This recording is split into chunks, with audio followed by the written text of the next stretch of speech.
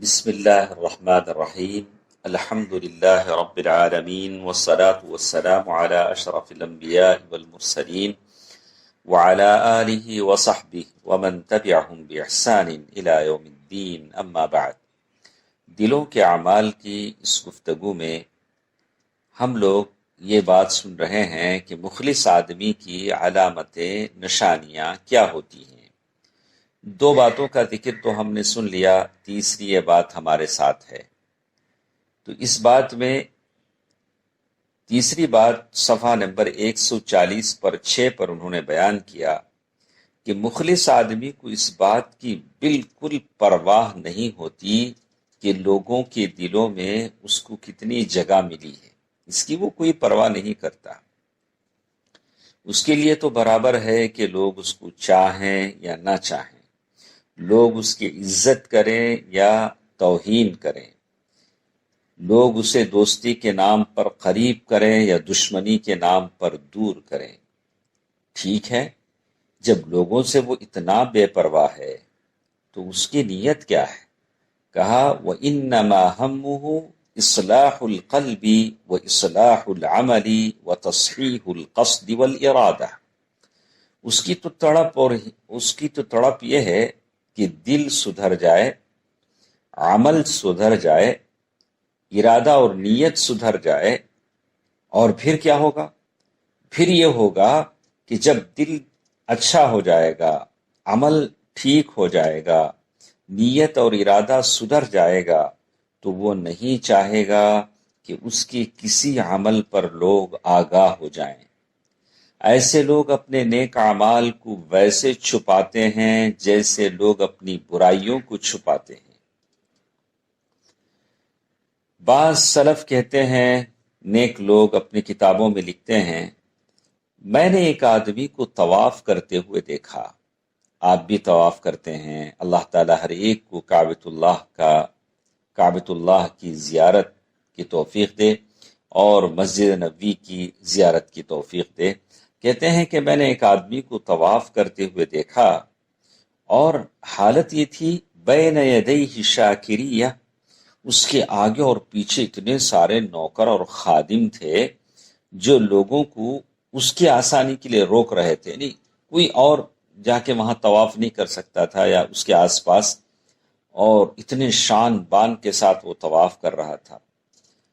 اور بولنے والے کہتے ہیں کہ پھر میں نے اس آدمی کو چند دنوں کے بعد دیکھا کہ وہ جسر بغداد میں ایک پل ہے، برج ہے، اس پر وہ آدمی کو میں نے بھیک مانگتے ہوئے دیکھا۔ اللہ اکبر! آپ نے فرق کو دیکھا ہوگا کہ ایک ایسا آدمی طواف کر رہا ہے، اس کے آگے پیچھے نوکر ہیں، خادم ہیں، حشم ہیں، اور کچھ دنوں کے بعد ایسے ہوا کہ بالکل اس کو انہوں نے جسر بغداد کے پل پر بھیک مانگتے ہوئے دیکھا۔ جسر بغداد، یہ جسر کہتے ہیں عربی میں پل کو، برج کو۔ بغداد کا یہ پل بہت مشہور ہے۔ ابو الولید جیسے کہتے ہیں، ابو الولید کہتے ہیں کہ مجھ سے شعبہ نے کہا ارأیت جسر بغداد، کیا تم نے بغداد کا وہ پل دیکھا؟ تو میں نے کہا نہیں، قلت لا، میں نے کہا کہ نہیں۔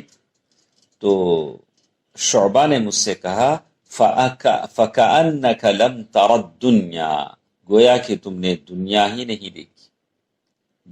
نہیں دیکھی۔ تو اتنا خوبصورت ہوتا تھا بغداد کا وہ برج۔ بغداد کا برج کے بارے میں انہوں نے ایسا کیوں کہا کہ دنیا دیکھنے کے برابر ہے؟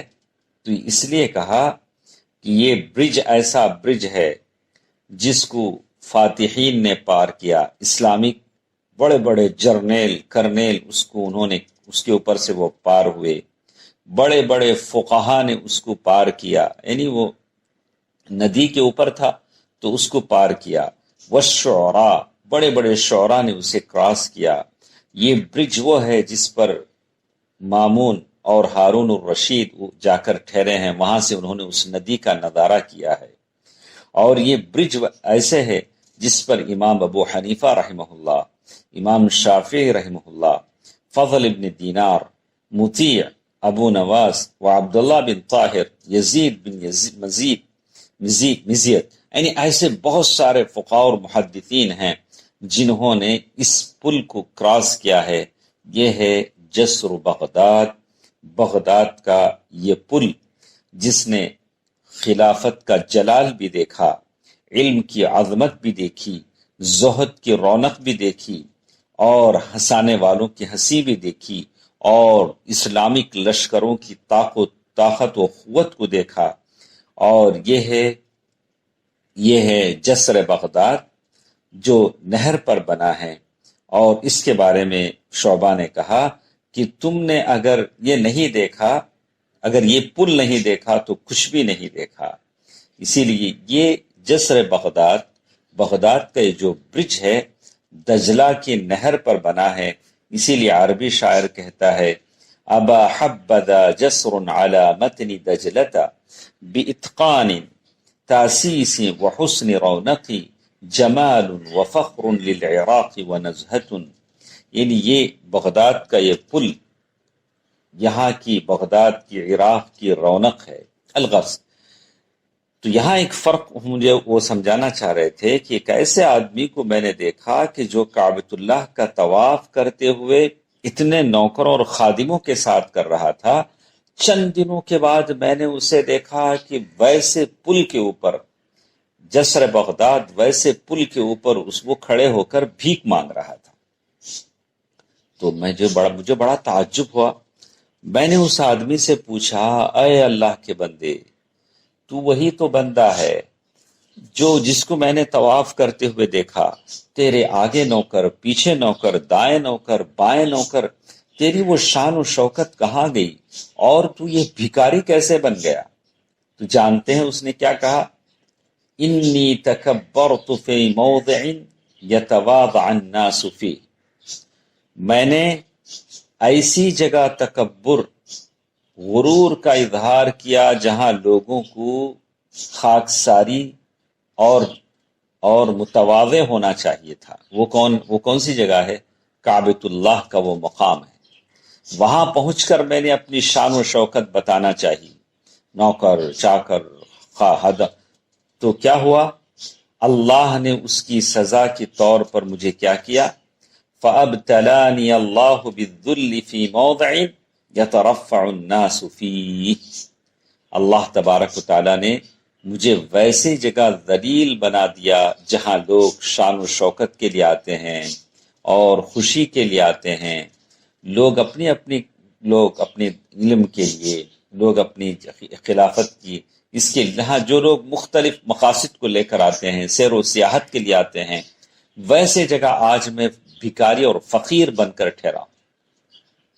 تو معلوم یہ ہوتا ہے کہ کسی ایسی جگہ میں کسی جگہ تکبر اور غرور کا اظہار کرنے سے بچے جہاں آدمی کو تواضع کرنی چاہیے۔ خاص کر مسجدیں ہیں، مسجدیں اللہ کا گھر ہیں، ایسے جگہوں پر کوئی آدمی مسجد کا ذمہ دار بن جاتا ہے اور اپنے فخر و غرور کا اظہار کرتا ہے تو پھر اللہ اس کو ایسے ابتلا اور آزمائش میں ڈالتے ہیں کہ پھر جیسے ہم نے دیکھا کہ پھر اللہ نے اس کو جسر بغداد پر فقیر بنا دیا۔ اللہ کچھ باتیں اسی کے تعلق سے کل کے درس میں ہمارے ساتھ رہیں گی۔ اللہ تبارک و تعالی میرے اور آپ کے اعمال کی حفاظت فرمائے، اور اللہ تعالیٰ سے دعا کریں کہ جتنی جلدی ہو سکے یہ بیماری، یہ بلا ہم سے دور ہو جائے۔ آج 19/6/2020 کی پھر ایک بار جمعے کا دن ہے کہ آج پھر ہم جمعہ اپنے گھروں میں پڑھیں گے۔ اللہ تعالیٰ سے دعا ہے کہ جلد سے جلد اللہ کے گھر کھل جائیں جہاں جا کر ہم اپنے سجدے کر سکیں، جمعے کی نماز پڑھ سکیں، فرض نمازیں پڑھ سکیں۔ اللہ تعالیٰ آسانیاں فرمائے، آمین۔ والسلام علیکم ورحمۃ اللہ وبرکاتہ۔